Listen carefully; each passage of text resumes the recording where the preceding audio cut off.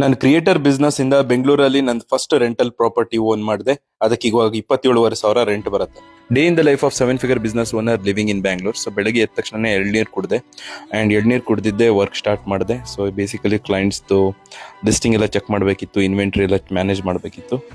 ಆಮೇಲೆ ಹಾಗೆ promotions run ಮಾಡಬೇಕಿತ್ತು. ಸೊ ನೀವು ನೋಡಿರ್ಬೋದು ಅಮೆಝಾನಲ್ಲಿ ನೀವು ಯಾವುದೇ ಪ್ರಾಡಕ್ಟ್ ಕ್ಲಿಕ್ ಮಾಡಿದ್ರೆ ನಿಮಗೆ ಆಫರ್ಸ್ ಕಾಣುತ್ತೆ.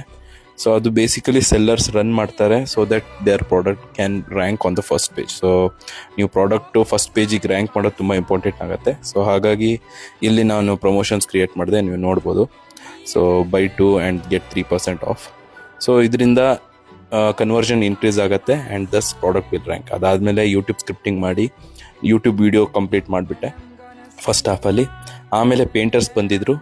ಸೊ ಅವ್ರಿಗೆ ಪೇಂಟ್ ನಾನೇ ತಂದು ಕೊಟ್ಟೆ, ಯಾಕಂದರೆ ನಂದು 1 BHK ಇವಾಗ ರೆಂಟಿಗೆ ಕೊಡ್ತಾ ಇದ್ದೀನಿ. ಸೊ ಇದೊಂದು ನಂದು ರೆಂಟಲ್ ಪ್ರಾಪರ್ಟಿ ಆಗುತ್ತೆ. ಸೊ ಇಲ್ಲಿ 1 BHKಗೆ 27,500 ರೆಂಟ್ ಸಿಗುತ್ತೆ. ನೀವೇನಾದರೂ ರೆಂಟಲ್ ಪ್ರಾಪರ್ಟೀಸ್ ಮೇಲೆ ಇನ್ವೆಸ್ಟ್ ಮಾಡಬೇಕು ಅಂತಿದ್ರೆ ಬೆಂಗಳೂರಲ್ಲಿ ಗೇಟೆಡ್ ಕಮ್ಯುನಿಟೀಸು ಒಂದು ಒಳ್ಳೆ ಜಾಗ. IT ಎಂಪ್ಲಾಯೀಸ್ ಎಲ್ಲ ಒಳ್ಳೆ ರೆಂಟ್ ಕೊಡ್ತಾರೆ ಇಲ್ಲಿ. ಸೊ ಆಮೇಲೆ ನನ್ನ first meal of the day. So as usual ನಾನು ಮೆಜರ್ ಮಾಡಿ ತಿಂತೀನಿ. So around 100 grams rice, 150 grams chicken, so 70 grams protein ನಾನು ಕನ್ಸ್ಯೂಮ್ ಮಾಡ್ತೀನಿ 1 ಮೀಲಲ್ಲಿ. ಆಮೇಲೆ ಹಾಗೆ 100 ಗ್ರಾಮ್ಸ್ ಕುಕ್ಕುಂಬರು ಫೈಬರಿಗೆ, ಫ್ಯಾಟಿಗೆಲ್ಲ. ಸೊ ಯೂಟ್ಯೂಬ್ ನೋಡ್ತಾ ನನ್ನ ಫಸ್ಟ್ ಮೀಲ್ನ ಎಂಜಾಯ್ ಮಾಡಿದೆ. ಸೊ ಅದಾದ್ಮೇಲೆ ಮಧ್ಯಾಹ್ನ ಸೇಲ್ಸ್ ಕಾಲ್ ಇತ್ತು. ಇವತ್ತು 3 ಸೇಲ್ಸ್ ಕಾಲ್ ಇತ್ತು, 3 ಕನ್ವರ್ಟ್ ಆಯಿತು.